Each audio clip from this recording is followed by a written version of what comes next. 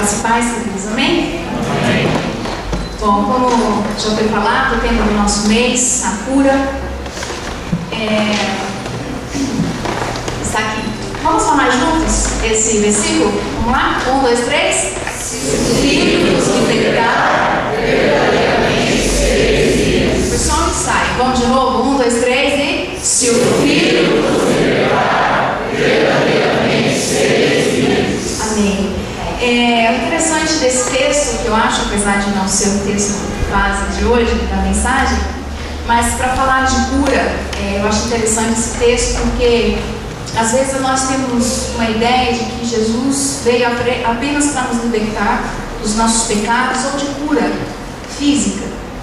Mas a obra de Cristo ela é muito mais ampla do que qualquer um de nós imaginarmos. A obra do Senhor ela veio para curar, para nos libertar dos nossos pecados, curar nossas doenças físicas, mentais, psicológicas, emocionais, enfim. E nós não podemos limitar a obra do Senhor. Por isso que nesse mês nós vamos falar um pouquinho mais de cura não física.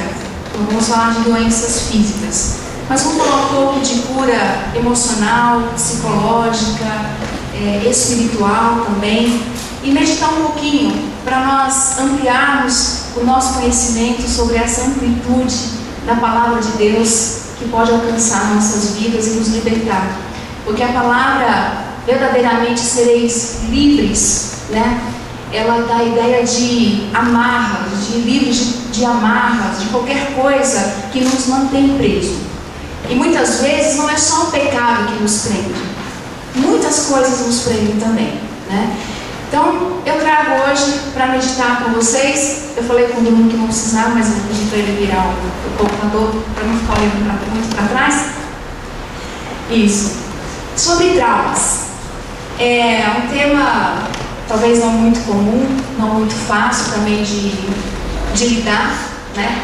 Mas é algo que está presente na vida do ser humano, na vida de qualquer pessoa, seja criança, seja adolescente, jovem, adulto, idoso, né? Muitas pessoas passam por traumas.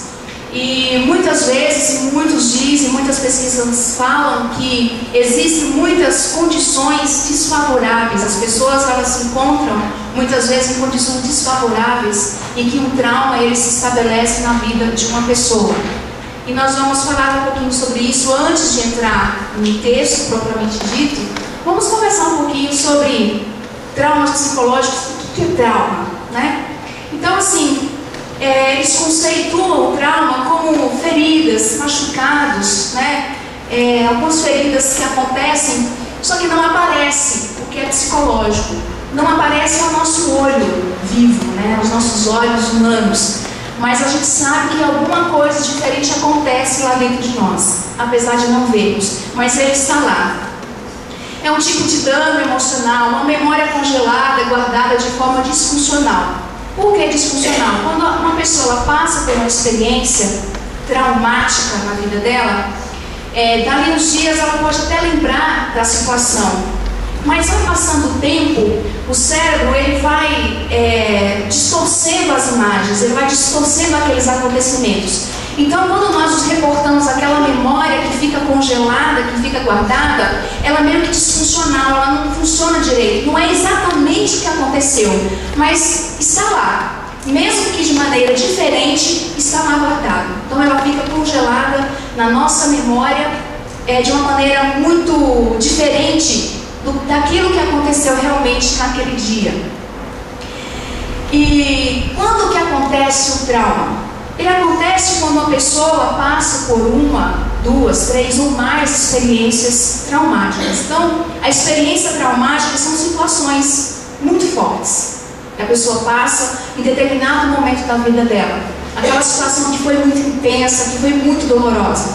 Então, existem vários tipos de situações que podem acarretar o trauma. Catástrofes naturais, uma grande humilhação, perdas, não apenas de pessoas que morrem, queridas que se vão, mas perdas financeiras, pessoas que acabam falindo, que perdem tudo. Isso também pode ser uma experiência ou é uma experiência traumática. abuso, tanto verbal como sexual, quanto de violência física, a situação de violência, fatores de risco, uma doença muito grave que aparece de repente na vida de uma pessoa, um acidente, uma separação, uma hospitalização. Tem pessoas que passam por um tempo hospitalizadas por alguma questão, e dali alguns tempos e meses ela começa a apresentar algumas questões emocionais também. Cirurgia invasivas na infância, enfim, tem uma série de outras coisas que pode acontecer. Talvez você pode estar pensando, mas e tal coisa pode ser também? Pode. Aqui são só algumas, tinha inúmeras situações que acontecem, que podem ser experiências traumáticas na vida de qualquer um de nós. E o trauma depende das diferenças individuais de cada pessoa. Por quê?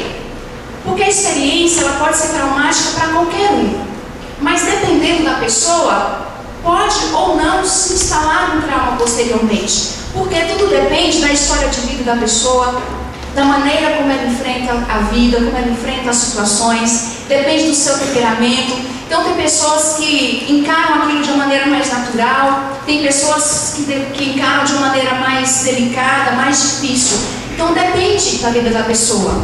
Então, a pessoa que passa por uma experiência, pela mesma experiência que eu passei, pode ser que aquilo para mim é muito traumático e traz uma série de danos psicológicos e emocionais depois, mas para ela não. Por isso que depende das diferenças individuais. Então isso vai influenciar ou não na formação de um trauma, tá? Então como que eu posso identificar um trauma? Então assim, você pode estar pensando, será que eu sou uma pessoa traumática? Será que eu tenho algum trauma na minha vida? Não sei, né? Mas ao longo talvez desse mês, hoje não vamos falar só de trauma, essa mensagem ela terá continuidade no próximo domingo. Então, se a igreja estiver vazia, eu sei que ninguém está querendo ouvir sobre o assunto, ou então vocês ficaram muito assustados. Mas a ideia é continuar o assunto, porque não vai dar tempo de falar tudo hoje. Então, nós vamos dar uma continuidade no próximo domingo.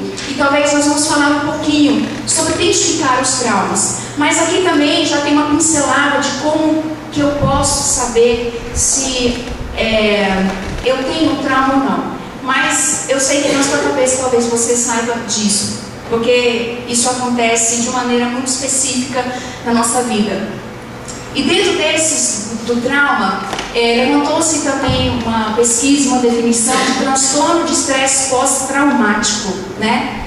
Ou seja, é pós-traumático, é após o trauma. Então, o que é isso? Eu coloquei uma definição assim muito grande, mas só para não nos perder, então eu vou ler aqui um pouco devagar para vocês. O transtorno de estresse pós-traumático pode ser entendido como uma perturbação psíquica, né? Uma perturbação psíquica, mental, decorrente e relacionada a um evento fortemente ameaçador ao próprio paciente ou à própria pessoa, ou sendo este apenas testemunha da tragédia. Ou seja, a tragédia, a situação traumática que aconteceu, ela pode ter sido uma vítima, mas pode ter sido também apenas uma testemunha. Por exemplo, no caso que aconteceu lá no Rio Grande do Sul, pode ter pessoas que não estavam na boate naquele momento, estavam de repente passando em frente do local quando a fumaça começou a sair. E aquilo pode se tornar para ela de repente uma situação, uma experiência traumática e desenvolver depois esse transtorno. Mas ela não foi vítima, ela não estava lá, ela foi apenas uma testemunha. Mas como depende da individualidade de cada um, é isso que acontece. É um tipo de recordação que é melhor definido como revivescência, ou quando a pessoa começa a reviver aquela situação traumática, pois é muito mais forte do que uma simples recordação.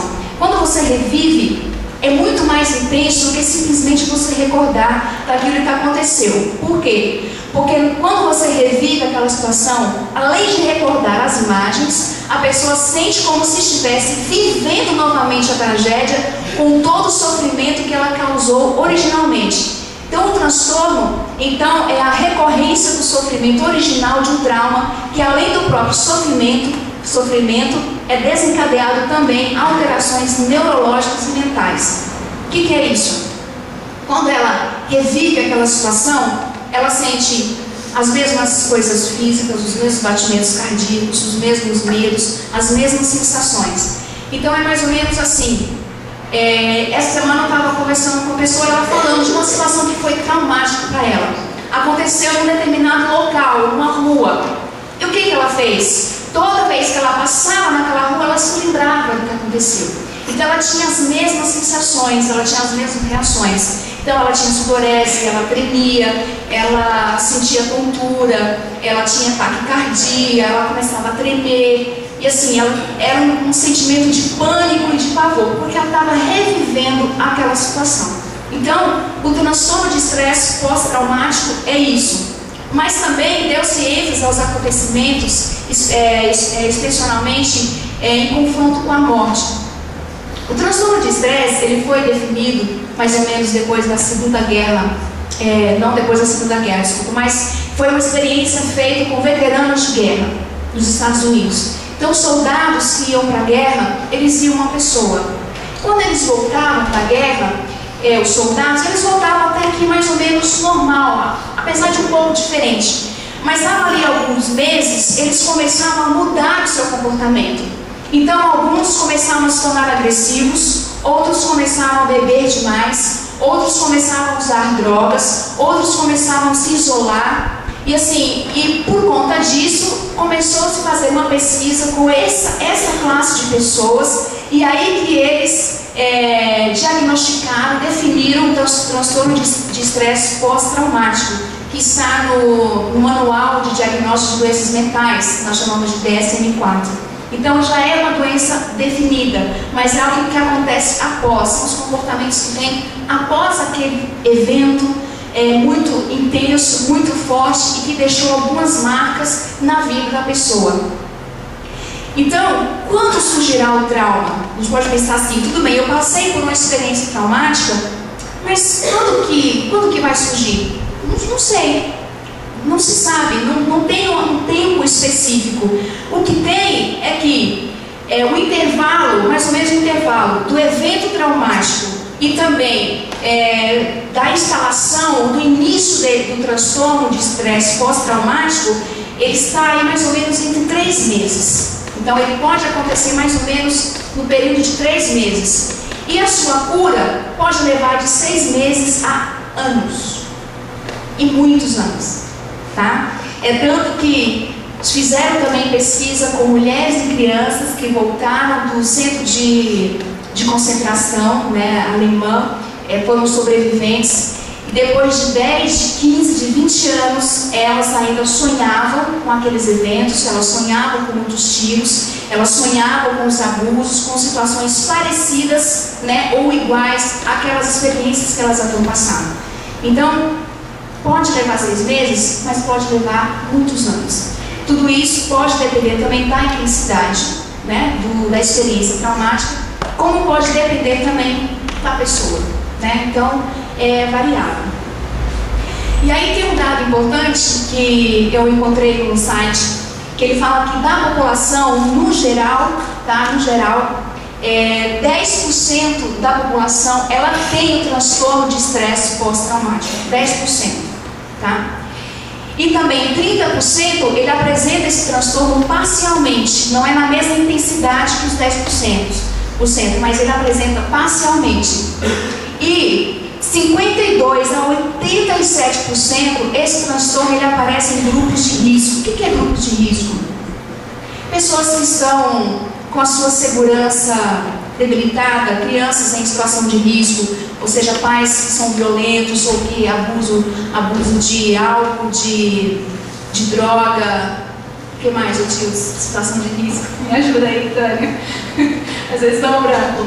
Assim, são essas situações parecidas. São pessoas que têm, de certa forma, a sua integridade danificada, né? Então, é um grupo de risco. Então, olha só a porcentagem, né, em que pode aparecer o transtorno e pode instalar o transtorno de estresse pós-traumático. 52% a 87%.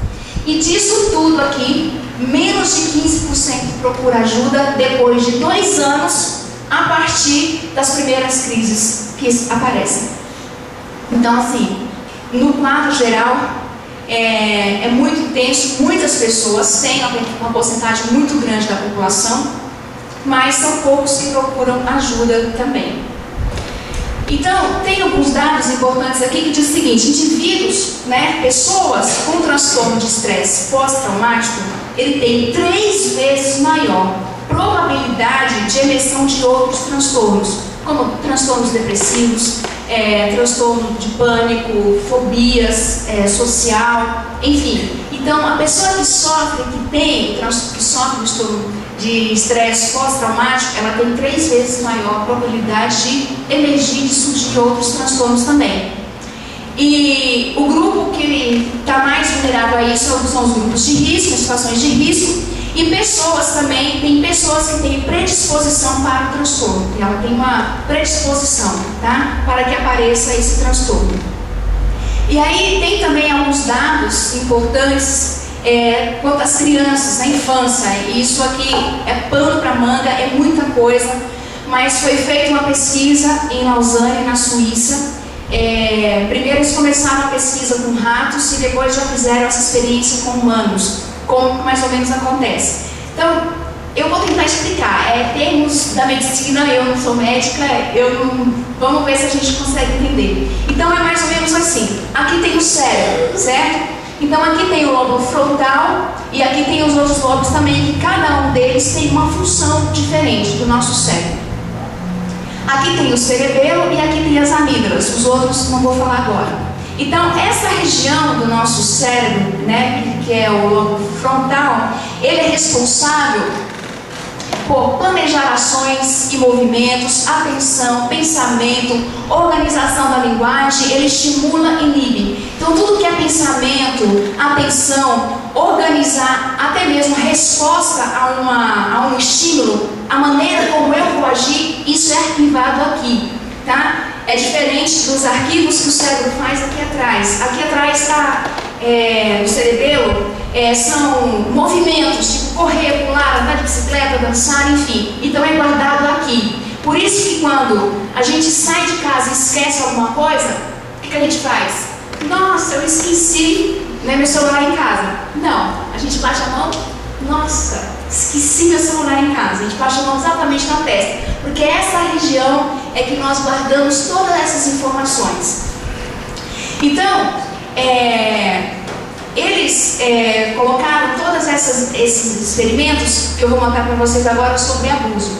Aí, as amígdalas, ela identifica perigo e reage para sobreviver. Então, tudo que é situação de perigo, a parte do cérebro que é acionada são as amígdalas, são 2, então uma de cada lado. Essa parte do cérebro, ela é acionada.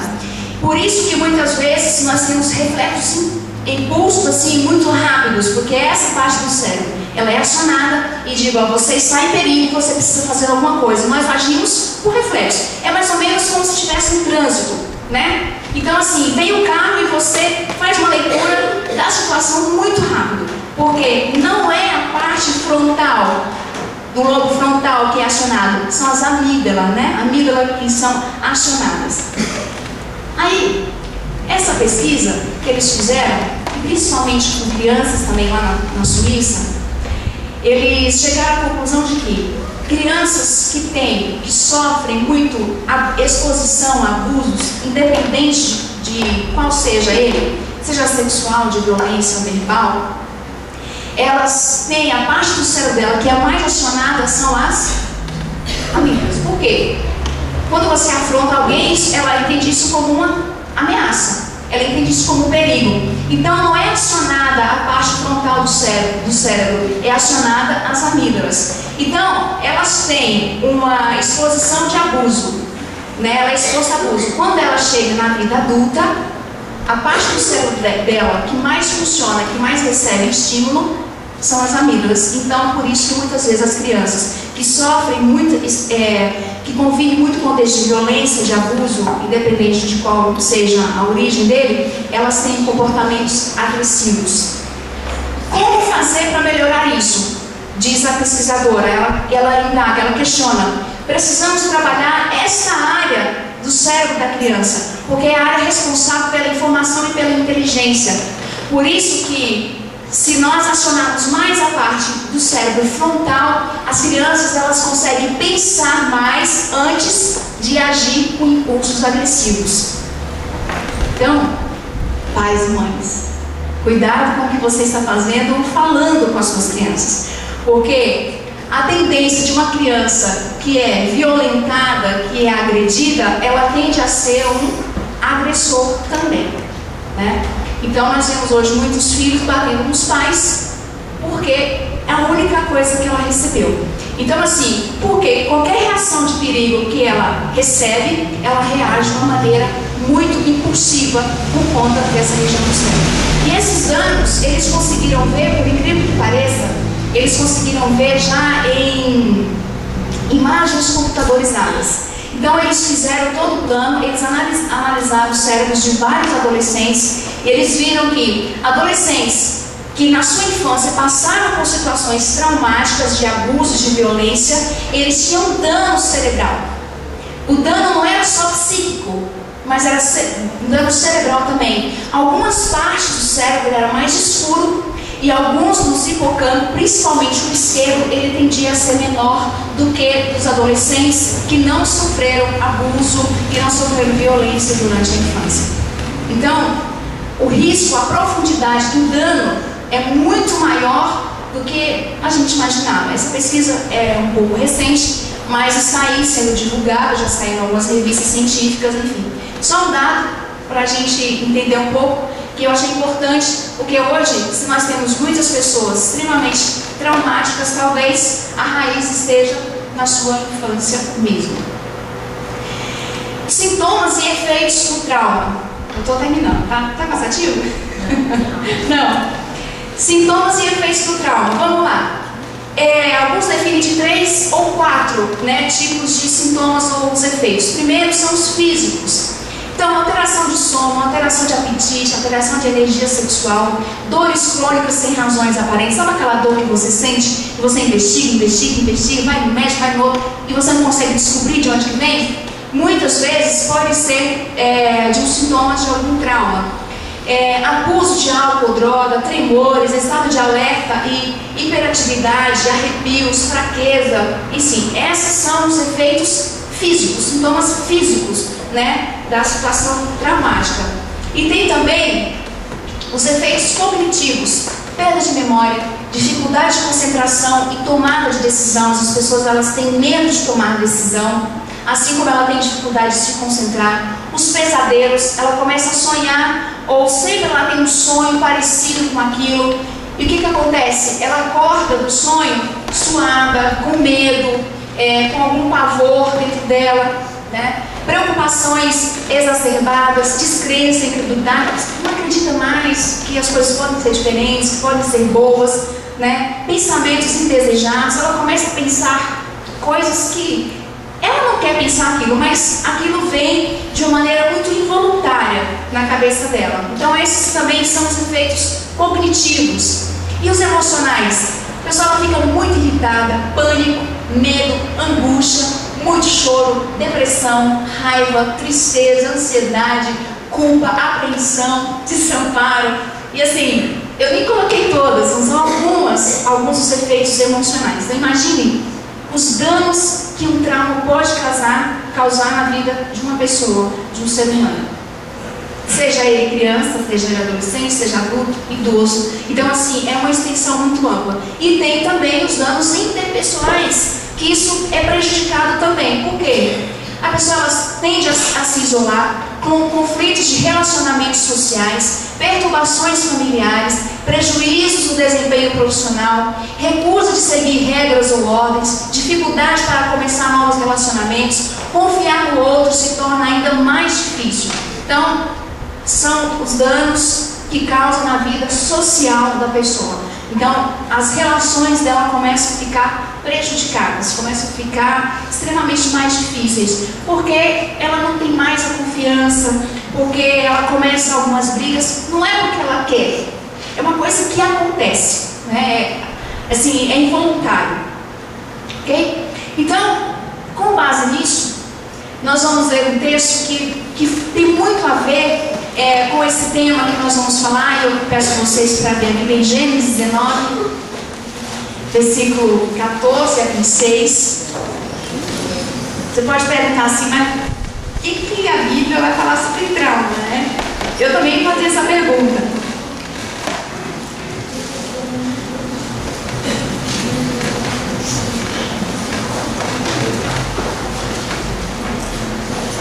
Então hoje é só uma introdução do assunto, a primeira parte, depois nós vamos falar de maneira mais abrangente. Gênesis 19, versículo 14 a versículo 26. Nós vamos falar então sobre traumas e suas condições desfavoráveis. Eu vou pedir alguém para ler para mim. Miriam, você pode ler?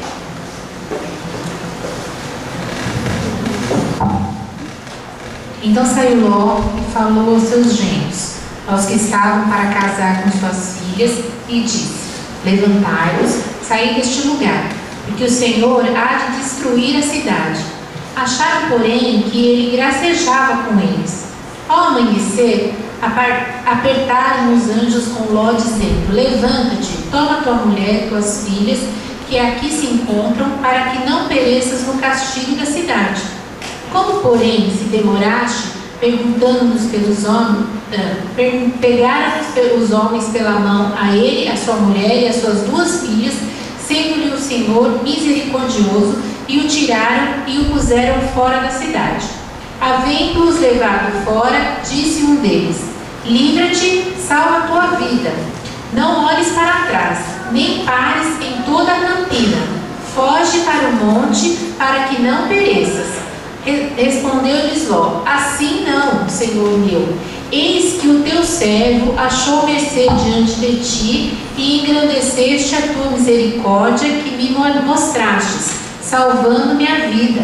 Não posso escapar no monte, pois receio que o mal me apanhe e eu morro. Eis aí uma cidade perto, do qual eu posso fugir, e é pequena. Permite que eu fuja para lá. Porventura não é pequena? E nela viverá a minha alma. Disse-lhe: quanto a isso, estou de acordo. Não subverter a cidade que acabas de falar. Apressa-te, refugia-te nela, pois nada posso fazer enquanto não estiveres chegado lá. Por isso se chamou Zoar o nome da cidade. Saía o sol sobre a terra quando Ló entrou em Zoar. Então fez o Senhor chover enxofre e fogo da parte do Senhor sobre Sodoma e Gomorra, e subverteu aquelas cidades e toda a campina, e todos os moradores da cidade e os que nasciam na terra, E a mulher de Ló olhou para trás e converteu-se em uma estátua de sal.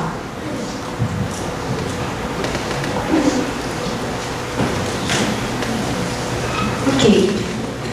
Nós vamos falar dessa família que passou por uma experiência não muito favorável. Ou seja, a destruição de duas cidades é ou não é uma experiência traumática para qualquer pessoa, né? Se a destruição de um local onde tem 1000 pessoas, como foi lá no Rio Grande do Sul, em Santa Maria, né? Santa Maria. Já foi uma situação traumática para todo mundo, pessoas do mundo inteiro comentando, falando. Imagina a destruição de duas cidades, e não apenas de duas cidades, mas de toda uma região. É uma situação traumática. E a família de Ló representa, assim, falando de traumas, elas têm algumas características muito interessantes. E uma das condições desfavoráveis para a família de Ló era o seu ambiente, o ambiente onde ele vivia. Por quê? Porque o vale de Sidim, se você voltarem um pouquinho, pode deixar a sua Bíblia aberta, no capítulo 13, versículo 10 e versículo 11, pode voltarem um pouquinho da sua Bíblia? 13, versículo 10 e 11, diz assim, olhou então Ló e viu todo o vale do Jordão, todo ele bem irrigado, até Zoar. Era como o jardim do Senhor, como a terra do Egito. Isso se deu antes do Senhor destruir Sodoma e Gomorra. Ló escolheu todo o vale do Jordão e partiu em direção ao leste. Assim os dois se separaram. Então o Vale de Sidim não era só composto, não se tinha só Sodoma e Gomorra, duas cidades. Mas a história diz que era uma região de vale, uma região muito bonita, como o próprio texto diz. Parecia o jardim do Senhor, era um campo muito verde, de muitas árvores, parecia mais um bosque. Era formada por, parece, 5 cidades, né? Sodoma, Gomorra, Admá, Zebolim, Bela ou Zoar, né? Que Bela e Zoar é a mesma cidade. Então essa região que tinha todas essas cidades. Só que, além de ser, apesar de ser uma região muito bonita, o texto também fala que os homens dessa região eram muito perversos. Eram extremamente sanguinários. Está no versículo 13, você pode acompanhar aí, do mesmo capítulo 13. Versículo 13 diz assim, olha, nós acabamos de ler que era uma região muito bonita. Versículo 13 diz, olha, os homens de Sodoma eram extremamente perversos e pecadores contra o Senhor. A fama dos homens e dos moradores de Sodoma e Gomorra e de toda essa região do vale era muito famosa. Era famosa no mundo da época, porque eles eram extremamente cruéis. Eles exploravam os mais pobres, eles não tinham piedade com as pessoas. Tinha alguns boatos, rolaram alguns mitos naquela região, de que se eles convidassem alguém para sua casa e essa pessoa fosse dormir na cama deles, mas ela não cabia, ela era menor ou maior, eles tomavam algumas atitudes. Por exemplo, se a pessoa era maior do que a cama, eles cortavam os pés para que ela ficasse do tamanho da cama. E se ela era menor, eles esticavam essa pessoa para que ela ficasse do tamanho da cama. Tamanha era a maldade e a crueldade dos sodomitas e daquela região toda do vale. Então, assim, é nesse contexto que está Ló e sua família. É nesse ambiente de extrema violência e crueldade. Sem contar a imoralidade. Versículo 19, versículo 5. Eram pessoas extremamente imorais. Sodoma e Gomorra é conhecida como os homens de atos sexuais, não apenas homem com homem ou mulher com mulher, mas também como animais. Então, assim, a imoralidade reinava, imperava naquela região. E era esse ambiente que Ló e suas 2 filhas e sua esposa viviam. E também eram desobedientes ao Senhor. Versículo 1 a 3 do capítulo 19, você pode acompanhar aí. Diz assim, ó, 19, 1 a 3. Os 2 anjos chegaram a Sodoma ao anoitecer, e Ló estava sentado à porta da cidade. Quando os avistou, levantou-se e foi recebê-los. Prostrou-se, rosto em terra, e disse: meus senhores, por favor, acompanhe-me à casa do seu servo. Lá poderão lavar os pés, passar a noite e pela manhã seguir caminho. Não passaremos a noite na praça, responderam eles.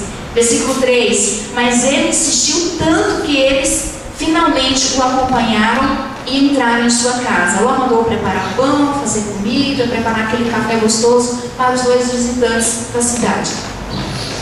E aí, por que Ló insistiu tanto para que aqueles 2 homens fossem para sua casa? Porque eles sabiam do seu contexto, do ambiente que ele vivia. Ele sabia que se esses 2 homens passassem a noite na praça, o que ia acontecer com eles? Vocês vão ver, e vocês já leram o texto, talvez a maioria, depois o que os homens dessa cidade, tanto os mais velhos como os mais novos, querem fazer com esses 2 homens hospedados na casa de Ló. E isso porque eles estavam em segurança, estavam hospedados. Imagine se eles estivessem na praça. O que ia acontecer com eles?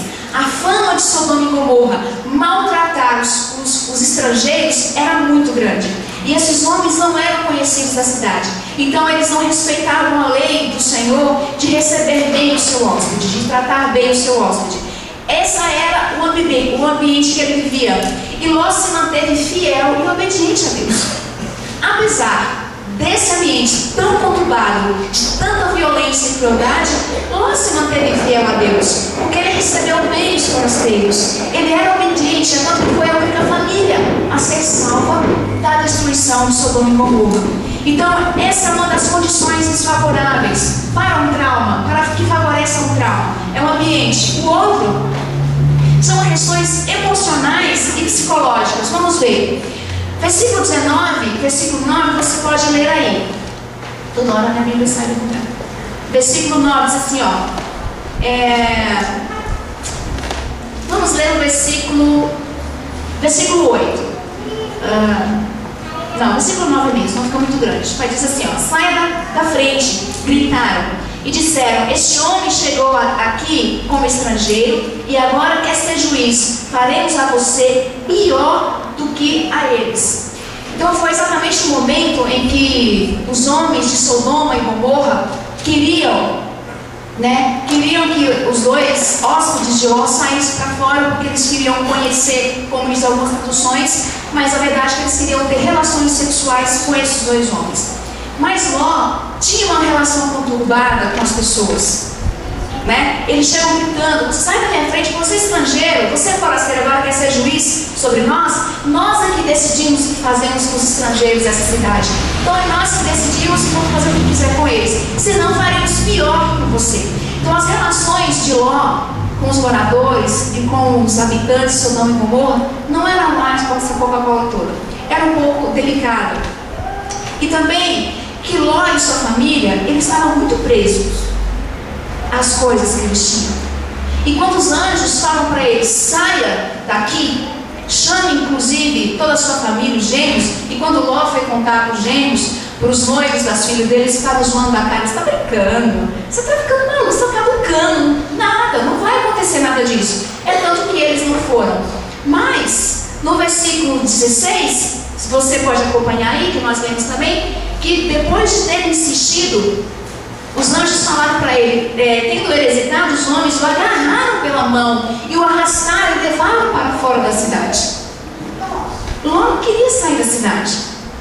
Ele estava muito apegado, né? Ele estava apegado já com as suas raízes ali naquele lugar, já tinha construído sua vida, deveria ter suas casas, suas terras, né? Suas coisas. Mas por que sair daqui? Nós não precisamos sair daqui. Mas eles estavam muito apegados àquela situação, apesar de ser um ambiente muito conturbado. E mais, eles não queriam abandonar a cidade, eles estavam muito sem perspectivas. Veja só no versículo 20, apenas no início do versículo 20, o que vai falar lá? Diz assim, ó, aqui perto há uma cidade pequena, está tão próxima, dá para correr para lá. E qual a cidade que Ló queria ir? Ló queria ir para Zoar, mas os anjos tinham mandado ele para onde? Para as montanhas. Vá para as montanhas, corre para lá, que nós vamos destruir todo o vale. Não era só Sodoma e Gomorra que seria destruído, todo o vale seria destruído. Por isso que os anjos falam para ele, não pare no vale, não pare no vale, vá para as montanhas. Mas Ló não tinha muita perspectiva. Não, eu não vou para a montanha, eu não preciso, não posso fugir para a montanha, deixa eu ficar em Zoar. É uma cidadezinha aqui pertinho, olha, é tão pequenininha, não precisa destruir ela, deixa ela salva e eu vou ficar lá, eu vou viver lá e lá eu serei salvo. Até que o anjo concordou. O anjo cedeu, porque essas pessoas sem perspectivas, elas não querem sair de onde elas estão. Elas não querem deixar o ambiente que elas estão vendo, apesar de não serem os melhores, mas elas não querem deixar. Então, eles não queriam ir para a montanha, eles queriam continuar no vale. Por isso, Zoar se salvou por causa de Ló, suas duas filhas e sua mulher. Mas o julgamento de Deus ia parar todo o vale, todo aquele bosque lindo e maravilhoso, seria todo destruído. E mais, as condições emocionais e psicológicas, eles eram medrosos, por quê? Se o anjo falou para ele, vai para a montanha, ele deveria ir para a montanha. Mas ele ficou, de jeito nenhum que eu não vou para a montanha, não vai dar tempo de eu chegar lá. Quando eu estiver indo para lá, essa calamidade vai me acompanhar e vai acabar comigo. Extremamente medroso. E mais, limitados, porque ele falou assim, não, deixa eu ficar aqui mesmo. Olha só, enquanto Deus está falando para ele, vai para a montanha, ele quer ficar no vale. Vai para a montanha, ele quer ficar no vale. Ele não quer sair de lá. Pessoas medrosas, pessoas limitadas. Aqui mesmo, deixa eu ficar aqui mesmo. Para que eu vou para lá? Então, querem continuar no vale, apesar de não ser um lugar muito agradável. Deus teve que mudar a situação, Deus teve que mudar a situação por conta de Ló. Obrigada, Maria, só para ver se estava acordado, viu?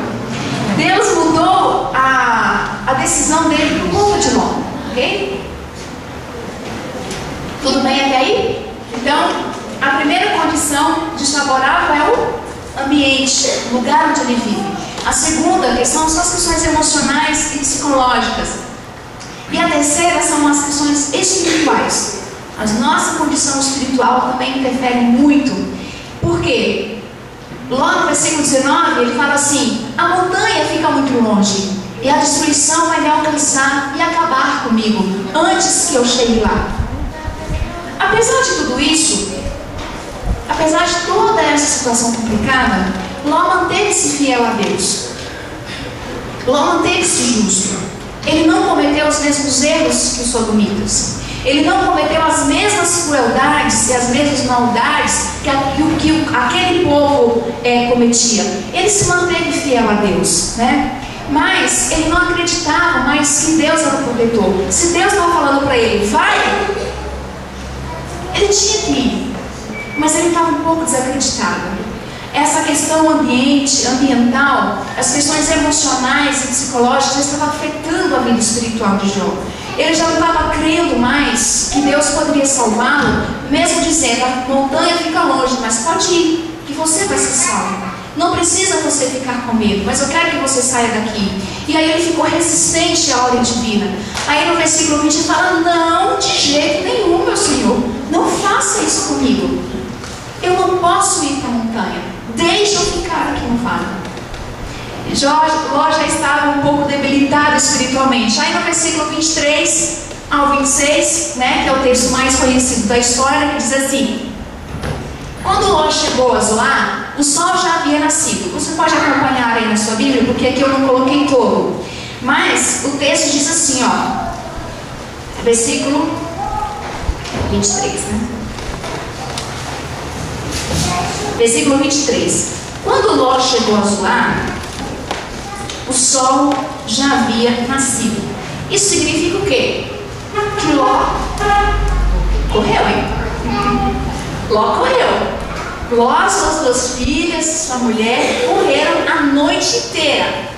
Correram a noite inteira. Não sabemos mais ou menos a hora que eles saíram de Sodoma e Gomorra, mas que eles chegaram ao amanhecer significa que eles correram muito para chegar até Zoar. E o que mais aconteceu? Versículo 24. Então o Senhor, o próprio Senhor, fez chover do céu fogo e enxofre sobre Sodoma e Gomorra. Versículo 25. Assim ele destruiu aquelas cidades e toda a planície, com todos os habitantes das cidades e a vegetação. Versículo 26. Mas a mulher de Ló olhou para trás e se transformou numa coluna ou numa estátua de sal. A palavra olhou, ela dá a ideia não apenas de você virar e olhar, mas de voltar. Por quê? Porque no versículo 23 nós acabamos de ler que ao amanhecer, Ló, suas duas filhas, sua mulher chegaram a Zoar. Então como que ela olhou para trás e o fogo alcançou? Mas muitos discutem essa questão de falar realmente que quando chegou lá, ela deve ter se arrependido, ela deve ter ficado muito triste com aquela situação, pelas coisas que ela deixou lá, e ela resolveu voltar para Sodoma e Gomorra, e por isso o fogo, o enxofre, a destruição também alcançou a vida dela. Por quê? Porque logo no versículo seguinte, Abraão chega no topo da montanha e olha a destruição. E ele não virou estátua de sal. Você pode ler aí, ó, no versículo 27. Na manhã seguinte, Abraão se levantou e voltou para o lugar onde tinha estado diante do Senhor, e olhou para Sodoma e Gomorra, para toda a planície, e viu uma densa fumaça subindo da terra.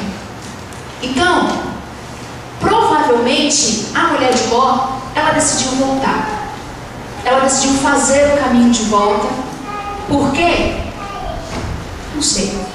O que teria feito, o que teria induzido a mulher de Ló a voltar para trás? É tanto que esse texto é repetido por Jesus em Lucas 17:32. Lembre-se da mulher de Ló. Porque aonde você está, é um texto também que retrata a salvação, o julgamento. Aonde você está, se as coisas começarem a acontecer, não volte para sua casa para pegar nada. Não volte. E ela, acho que ela achou que dava conta de voltar e pegar algumas coisas. Mas ela pegou mesmo toda a destruição e toda a calamidade daquele lugar. Então o que fez a mulher de Ló voltar para o caos?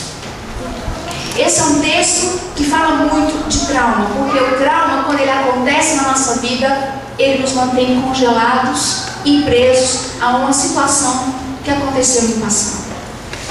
E às vezes, quando nós olhamos, como a mulher de Ló, o que ela viu? Destruição, fogo, morte, calamidades. Foi isso que ela viu. E muitas vezes, quando nós olhamos para trás, para aquelas experiências traumáticas, aquelas experiências que nos mantêm presos ao passado, nós vemos as mesmas coisas: destruição, morte, maus tratos, às vezes sensações de desconforto. É isso que acontece com a nossa vida. A mulher de Ló, ela ficou. Ela não conseguiu levar a vida adiante. Ela não conseguiu se libertar daquilo. Ela ficou presa ao seu passado. Então, o que ela deixou para trás a fez voltar.